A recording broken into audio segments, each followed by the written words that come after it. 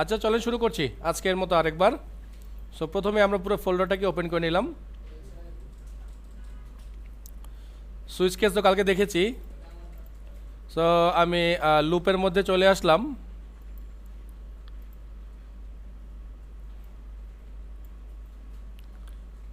লুপের মধ্যে এসে একটা ফাইল নিলাম।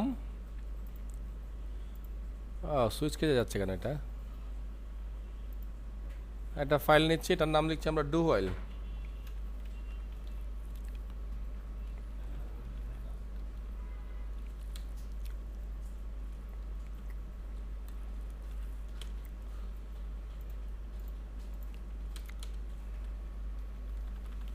ওকে, সো আমরা স্ক্রিপ্ট লিখে নিচ্ছি।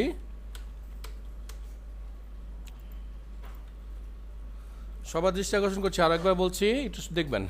সো আমরা প্রথমে স্ট্রাকচারটা দেখি যে কীভাবে আসলে ডু হোয়াইল লিখতে হয়। হ্যাঁ, সো ডু হোয়াইল লিখতে হবে ডু,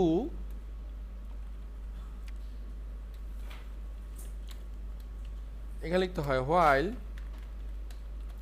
এরকম একটা স্ট্রাকচার। ওকে, সো কি হতে পারে? সো আমরা ধরে নিলাম n equals to 1, আর এখানে বলবো n is less than equals to 10, line শেষ। এটা হলো হোয়াইলের স্ট্রাকচার, ডু হোয়াইলের স্ট্রাকচার। হ্যাঁ, এটা কন্ডিশন নিচে থাকে। ভেরি গুড, ভালো একটা জিনিস বলছে। তাহলে এখন প্রশ্ন হতে পারে হোয়াইল আর ডু হোয়াইলের মধ্যে পার্থক্য কোথায়? ওকে, তো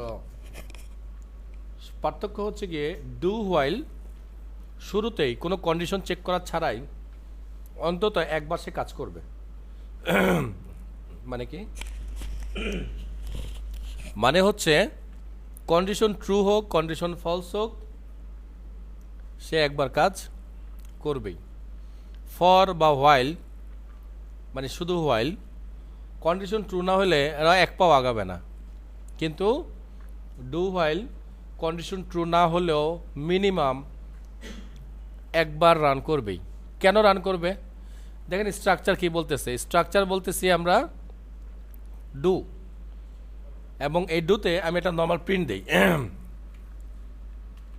প্রিন্ট, সরি দেখছেন অবস্থা। আজকে আবার ফ্লাটার করাচ্ছিলাম তো, ফ্লাটার আবার ডাইরেক্ট প্রিন্ট দিয়ে প্রিন্ট করা যায়। সো হাতে আবার প্রিন্ট শুরু হয়ে গেছে, দরকার নাই, আমরা এন প্রিন্ট করলাম। আর এন এর ভ্যালুটা এখানে আমরা দিলাম 20। ওকে, সো রান করি। 20 শর্ত ছিল কি? এন এর ভ্যালু কত হইতে হবে? 10-এর সমান অথবা তার চেয়ে কম বা ছোট হইতে হবে। কিন্তু দেখেন 20 কিন্তু 10-এর চেয়ে অনেক বেশি। কিন্তু তারপরেও কিন্তু সে একবার আমাকে প্রিন্ট করে দেখাইছে। আমি আরেকটা কাজ এখানে করা দরকার ছিল, যদিও করি নাই। এইটা যদি দেই, তারপরেও দেখবেন একই ঘটনা। ঠিক আছে, তার মানে কন্ডিশন ট্রু হোক আর ফলস হোক, ও চলবে একবার। ওকে, সো এই জন্য এই লুপকে বলা হচ্ছে ডু হোয়াইল লুপ। প্রশ্ন পেতে পারেন, ইন্টারভিউ বোর্ডে অনেক সময় প্রশ্ন করে যে কোন লুপ একবার অন্তত চলবেই, বা কোন ধরনের লুপ অবশ্যই চলে বা অবশ্যই কাজ করে। বলছি স্যার, সো এটা হচ্ছে সেই ডু হোয়াইল লুপ। আর কোড কি জানি? আমরা জানি কোডে যেটা আগে থাকবে সেটা আগেই তো চলবে, তাই না? তো এই পার্টটা যেহেতু সবার আগে, তাহলে এই কার্ডটা সবার আগে চলবে। আর এখানে যদি আমি 5 দিই, এবার 5 দিয়ে দিলাম, দেওয়ার পরে দেখছেন ও কিন্তু রান করতেছে। ওর যে কাজ সে অনুযায়ী কাজ করতে, কারণ কন্ডিশন ট্রু পাচ্ছে ততক্ষণ সে পর্যন্ত রান করবে। আর কন্ডিশন না মানে ট্রু না পেলেও সে একবার রান করতো। এই হচ্ছে ডু হোয়াইলের ঘটনা। এবার ডু হোয়াইল কোথায় ইউজ করা যায় না? আচ্ছা, ফিবোনাক্কি সিরিজের নাম শুনছেন? ফিবোনাক্কি সিরিজ নাম শুনেছেন? আচ্ছা, অনেকে শুনেন নাই। তো চলেন আগে এই সিরিজটা কি সেটা আগে একটু জানি।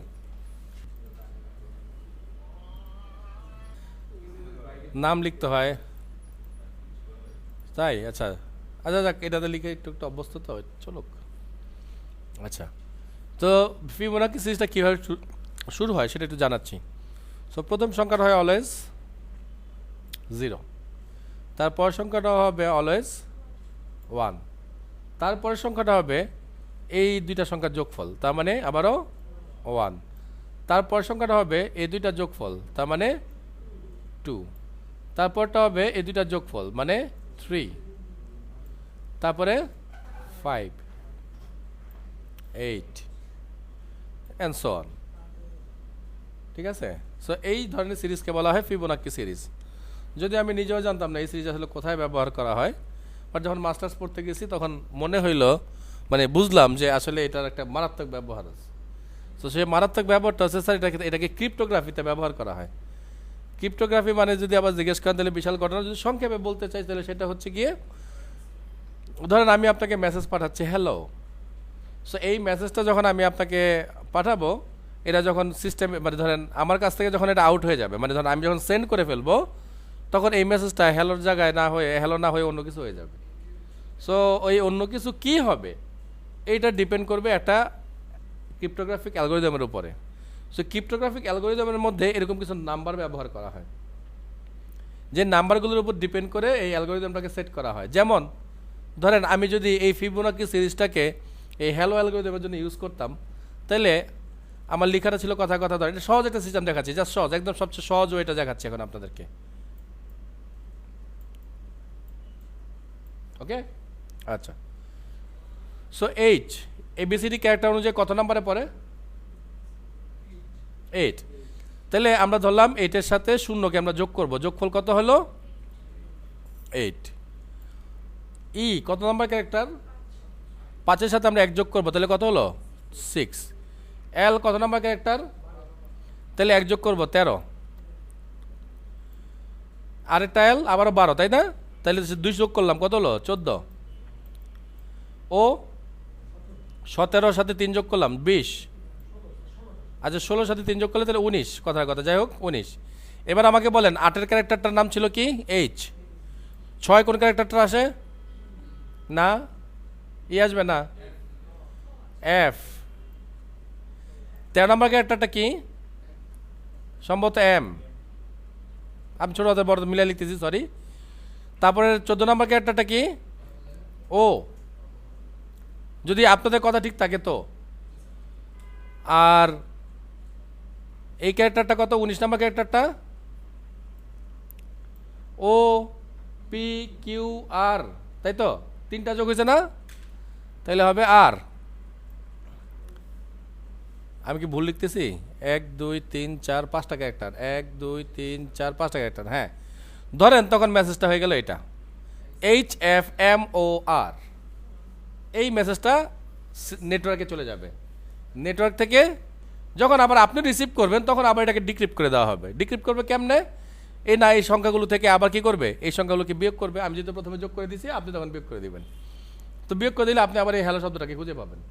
এটা হচ্ছে ক্রিপ্টোগ্রাফিক অ্যালগোরিদমের সবচেয়ে সহজ অ্যালগোরিদম, সবচেয়ে সহজ এটা। এই অ্যালগোরিদম যদিও মানা হয় না, আচ্ছা খুব ডেঞ্জারাস অ্যালগোরিদম আছে যেগুলো মানা হয়। যেমন আরএসএ নামে একটা অ্যালগোরিদম আছে, ও 16 চক্কর খাবে, এই কাজটা 16 বার করবে।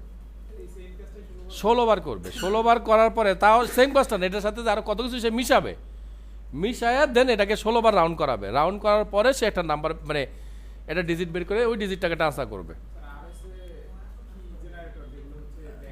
হ্যাঁ হ্যাঁ হ্যাঁ, এই সেই ক্রিপ্টোগ্রাফিক অ্যালগোরিদম। হ্যাঁ, সো এইটাই সেই স্টাইলে করা আসলে, বুঝতে পারছেন তো? তো ওই সব জায়গায় এই ফিবোনাকি সিরিজের প্রচন্ড কদর আছে। এখন আপনারা তো বলতে পারেন স্যার আমরা তো জানি যে শুরুতে 1 2 3। স্যার ওরা এই অ্যালগোরিদমটা ধরেন কথার কথা শুরু করছে এখান থেকে, এই আগের সংখ্যাগুলোকে বাদ করে দিচ্ছে তারা, ওরা স্টাডি করছে এখান থেকে। তাহলে আপনি গেস করতে পারবেন যে ওর সিরিজটা কি? কখনোই পারবেন না। আর যদি কোনো কারণে সেটা আরএস অ্যালগোরিদমের মধ্যে দিয়ে দেয়, আপনার মানে 2-3 জেনারেশন মারা যাবে ওটা গেস করতে করতেই। হ্যাঁ হ্যাঁ, এর পরেরটা ধরেন কত হবে? 13। পরেরটা কত হবে? 8 আর 3 প্রায় 31-এর মতো, নাকি 21? 21-এর মতো হবে, 21। হ্যাঁ, এখন আপনার প্রশ্ন ভাষা, এটা তো কোনো না কোনো সময় 5 হয়ে যেতে পারে, কথার কথা, তাই না? তো সে এটাকে কী করবে জানেন? আবার এই 500কে আবার mod 26 করবে, করার পর যে সংখ্যাটা আসবে ওই সংখ্যাটাকে সেখানে বসাবে। হ্যাঁ, এটা তো বললাম তো সবচেয়ে সহজ পদ্ধতির সাইফার সিস্টেম, এটাকে সাইফার কোড বলা হয়, মানে যে কোডটা যেটা বানানো হয়েছে এটাকে বলা হয় সাইফার টেক্সট। ওকে, সো ওইখানে এটার ব্যবহারটা খুব মারাত্মক লেভেলের আছে। ওকে, আর আমরা প্রোগ্রামে কি করে দেখবেন, মানে আমরা কি করব সামনে জাস্ট একটু দেখাই, দেখেন আমাদের অ্যালগরিদম কেমন হবে। থাকুক, রেকর্ডটা থাকুক।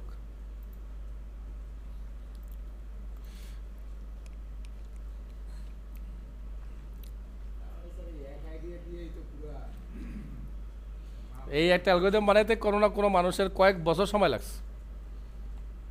কে করতে জীবনে দিয়ে ফেলেছে একটা অ্যালগরিদম বানাইতে গিয়ে, কারণ আমরা তো খুব সহজ রেডিমেড পাচ্ছি, দাম দাম চিন্তা করে ফেলছি, বাট আসলে এত সহজ ছিল না এটা।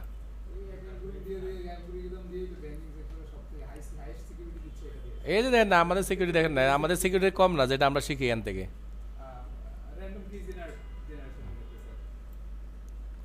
আমরা এখানে কঠিন একটা অ্যালগরিদম ইউজ করি, দেখেন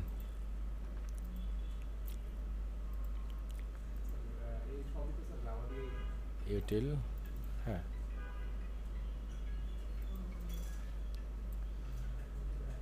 দেখেন আমরা একটা অ্যালগরিদম ইউজ করি, যে অ্যালগরিদমটার নাম হচ্ছে SHA, এই যে সরি HS 512, মানে 512 বাইটের একটা কোড বানাবো আমরা। আপনি যদি লিখেন হাই, ওই হাই রেও আমরা 512 বাইটে কনভার্ট করব। এই একটা সিক্রেট কি, সিক্রেট কি জানেন কি?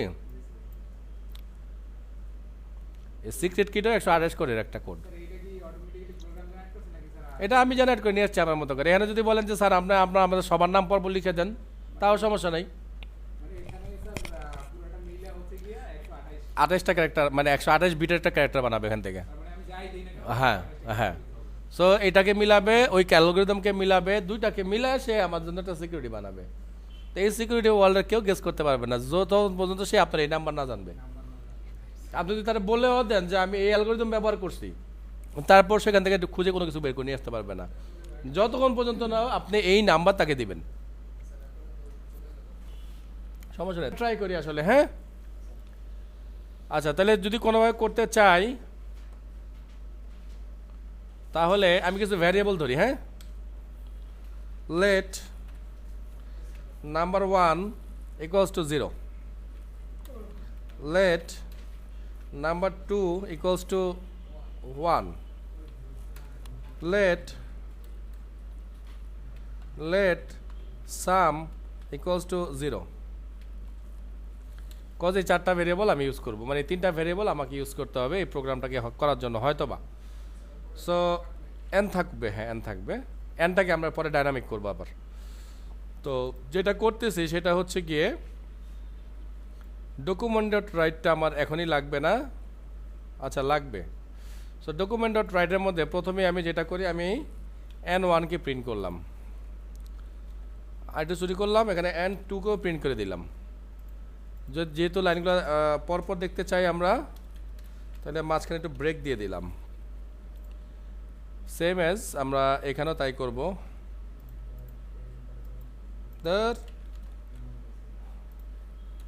এটা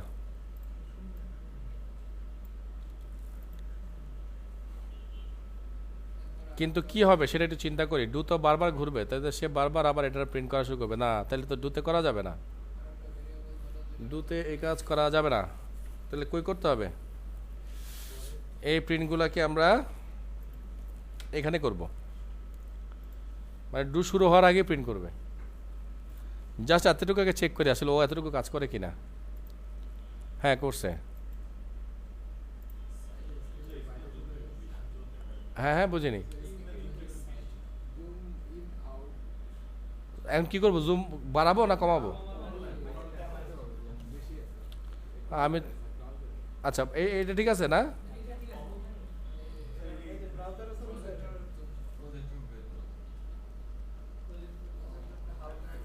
ও আচ্ছা আচ্ছা, এটা আশিকরে বলবো না আমি, সরি। আচ্ছা আশিকরে বলবো না, আশিক ঠিক করে দেবে না। আচ্ছা, তো চলেন প্রোগ্রামিং এ যাই এবার না।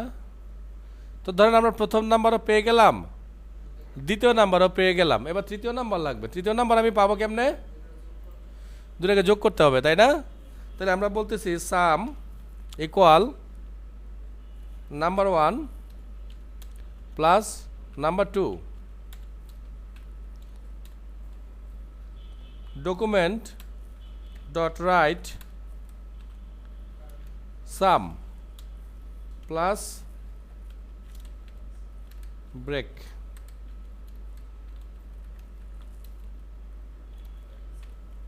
হইল? এইবার কি করব?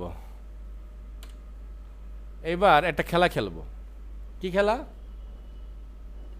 দেয়া নেয়ার খেলা খেলবো। সোয়াপিং করব আমরা। ওকে, চলেন কেমন সোয়াপিং করি দেখি। আমরা বলতেছি n1 ইকুয়ালস টু n2, মানে কি? তৌহিদ বলেন।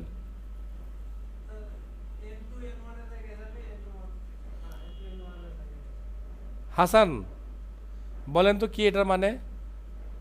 এই যে মাত্র যে লাইনটা লিখলাম 24 নাম্বার লাইনটা, তৌহিদ ভাই যেটা বলছে সেটাই।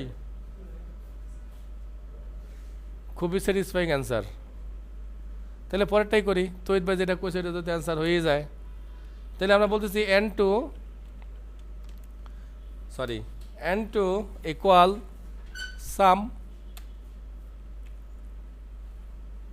হয় না? হয়। সেভ, লুক, শেষ কিন্তু ফিবোনাক্কি হয়ে গেছে।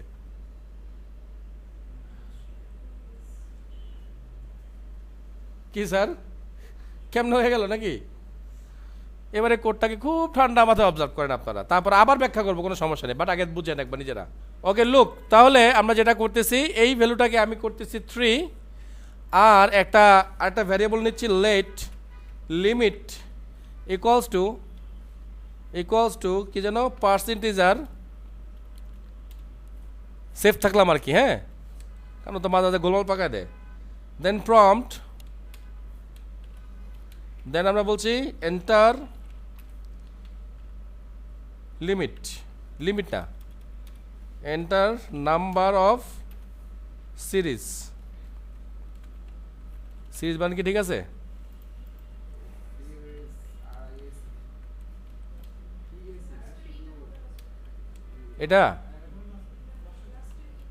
এটা ওকে ফাইন।